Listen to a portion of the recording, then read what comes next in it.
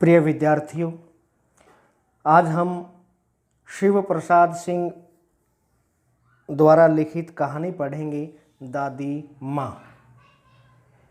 इस कहानी में वो अपनी दादी माँ के बारे में बताते हैं, अपनी दादी माँ के जीवन के बारे में बताते हैं, उनका लेखक का उनके साथ क्या संबंध है उसके बारे में बताते हैं।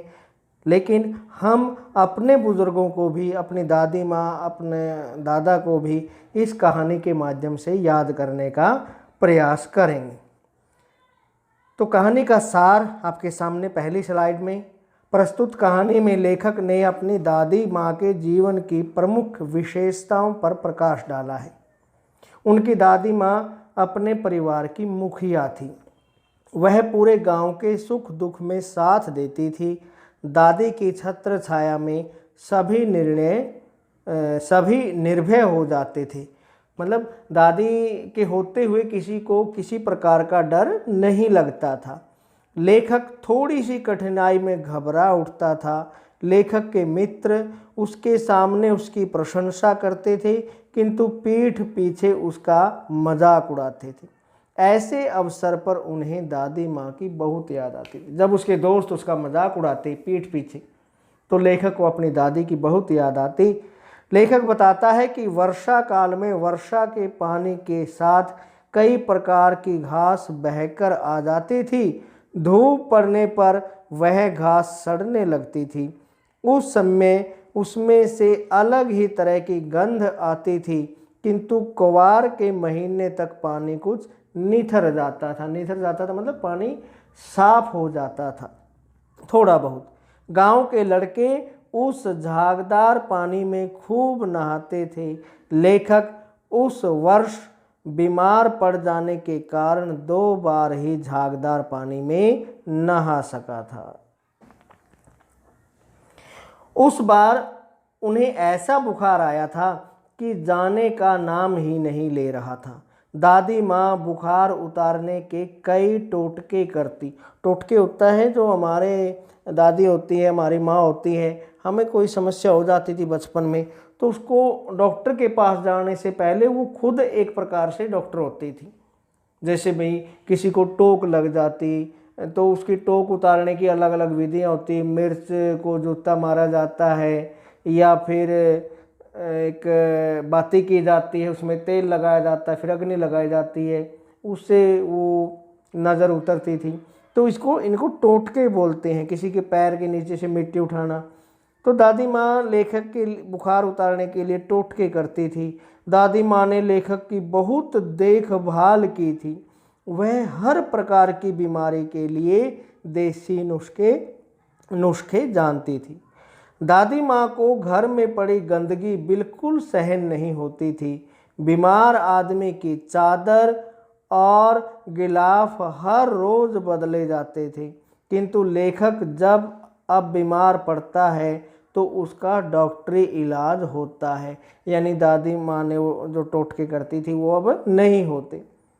लेखक लिखता है कि उनके बड़े भाई किशन, बड़े भाई का नाम याद रखना किशन, तो हो सकता है छोटे प्रश्नों में आ जाए लेखक के बड़े भाई का क्या नाम था, किशन, कि शादी के समय तो दादी का उत्साह देखते ही बनता था। यदि कोई बुलाने आता तो वह कह देती थी कि काम काज का घर है, उनके बिना कुछ भी काम ठीक से नहीं हो पाता। दादी ऊपर से जितनी कठोर थी, हृदय से उतनी ही उदार थी। उदार, ये शब्द कई जगह आएंगे। उदार, उद्धार और उधार, तीनों का अलग अलग अर्थ है। उदार होना, दूसरे के ऊपर दया दिखाना, नरम होना अंदर से। एक होता है उधार, धय उधार में मैंने उसको 100 रुपए उधार दिए। एक होता है उद्धार, किसी का उद्धार करना, भगवान तुम्हारा उद्धार करे, भला करे, बेड़ा पार हो, तो ये उदार शब्द है। दादी रामी की चाची को एक रोज इसलिए डांट रही थी कि उसने पहले उधार लिए हुए पैसे नहीं दिए थे, बल्कि और पैसे मांगने चली आई थी। किंतु लेखक को पता चलता है कि कुछ दिन पहले दादी माँ ने उसका पहला कर्ज माफ कर दिया और उसकी लड़की के विवाह के लिए 10 रुपये भी दे आई थी। 10 रुपये उस ज़माने में बहुत बड़ी रकम होती थी। किशन की शादी के समय कई दिनों तक गीत गाए गए थे। विवाह वाली रात को बारात जाने के बाद अभिनय किया गया था। अभिनय जैसे कोई कुछ बन जाता, कोई कुछ बन जाता है, ड्रामा करते हैं, नाटक करते हैं। लेखक बुखार आने के कारण और लेखक के मामा का बेटा देर से पहुंचने पर बारात में नहीं जा सका था। दादी माँ ने उन दोनों को वहां सुला दिया था। औरतों ने जब ऐतराज़ किया, क्योंकि औरतें अभिनय कर रही हैं तो औरतें ही देखेंगी, तो उन्होंने ऐतराज़ किया, भाई लड़कों का यहाँ पर क्या काम। तो दादी माँ ने कहा कि ये दोनों छोटे लड़के हैं और छोटे लड़कों और ब्रह्मा में कोई अंतर नहीं होता। वे छोटे लड़के तो भगवान के बराबर होते हैं, भगवान में बच्चों में कोई अंतर नहीं होता, वो भगवान का ही रूप होते हैं, ब्रह्मा का ही रूप होते हैं। दादी माँ ने अपने जीवन में बहुत उतार चढ़ाव देखे थे।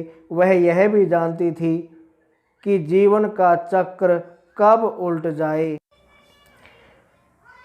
वह दादाजी की मृत्यु के बाद निराश रहने लगी। उसे लगता था कि यह संसार केवल एक धोखा है। दादाजी की मृत्यु के पश्चात घर की आर्थिक दशा बिगड़ गई थी। लेखक के पिता ने दादाजी के श्राद्ध में खूब खर्च किया और वह भी उधार रुपए लेकर। वो शब्द आया था ना पहले, उधार, ये आ गया जो दूसरा बताया था, उधार। दादी माँ अपने कमरे में से कंगन लेकर आई और पिताजी को दिखाते हुए कहा कि तेरे दादाजी ने यह कंगन ऐसे ही समय के लिए बनवाया था। बच्चों, हमारे बुजुर्ग बहुत समझदार होते थे, इस प्रकार आभूषण बनवा लेते थे वो। फिर कभी कोई ऐसा समय आया, किसी को बहुत ज़्यादा रुपए की ज़रूरत पड़ गई, मान लिया जो किसान है, खेती करते हैं और कहीं उसको खेती के लायक ज़मीन मिल रही है, ज़मीन खरीदनी है, तो जो घर की महिलाएं हैं वो अपने गहने दे देती थी और उन आभूषणों को, गहनों को बेचकर ज़मीन खरीद ली जाती थी या दूसरे कामों में वो पैसे लगा दिए जाते थे। तो दादी माँ भी कंगन लेकर आई। दादी माँ पाठ पूजा में भी खूब विश्वास रखती थी, इसलिए एक दिन शाम को गीली धोती पहनकर एक संदूक पर दीपक जलाकर उसके सामने बैठी थी। लेखक भी चुपके से उनके पास बैठ गया था। उन्होंने देखा कि दादी की आंखों में आंसू थे। लेखक ने दादी माँ को रोता हुआ पहली बार देखा। पूछने पर बात टाल गई, यानी उसने लेखक को कुछ भी नहीं बताया। लेखक घर से बाहर था। किशन भैया का पत्र मिला जिसमें लिखा था कि दादी माँ नहीं रही। लेखक को इस समाचार पर विश्वास नहीं हो रहा था। उनकी स्मृति में दादी माँ का धुंधला सा चित्र उभर आया था। प्यारे बच्चों, ये थी हमारी आज की कहानी दादी माँ। लेखक किस प्रकार अपनी दादी के गुणों को बताता है, उनके चरित्र को बताता है और उनके साथ अपने संबंध को बताता है। कहानी तो आपको पढ़नी है, कहानी के माध्यम से हमें कुछ सीखना भी है, क्योंकि जब लेखक को पत्र मिलता है कि दादी नहीं रही तो उनको विश्वास ही नहीं हुआ कि ऐसा कैसे हो गया। तो हमारे जब बुजुर्ग हमारे सामने होते हैं तो कई बार हम उनका इतना सम्मान नहीं करते, उनका इतना ख्याल नहीं रखते, लेकिन उनके जाने के बाद जो जगह खाली होती है उनकी, वो भरनी बड़ी मुश्किल है, फिर बड़े वो याद आते हैं। इसलिए हमेशा अपने बड़ों का, दादा दादी, माता पिता, जो भी घर के बड़े सदस्य हैं, उनका सबका आदर करना चाहिए, सबका कहना मानना चाहिए। पाठ से हमको ये भी सीखना है।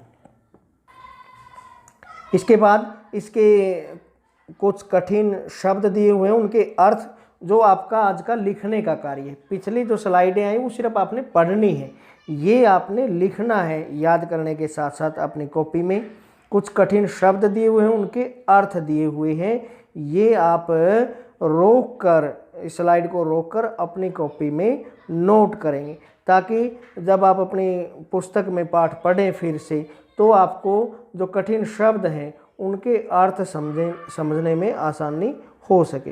तो आप अपनी कॉपी में लिख लेंगे इसके बाद इस पाठ के जो प्रश्न हैं हम उसके बारे में कल को विचार करेंगे। आज के लिए इतना ही, धन्यवाद।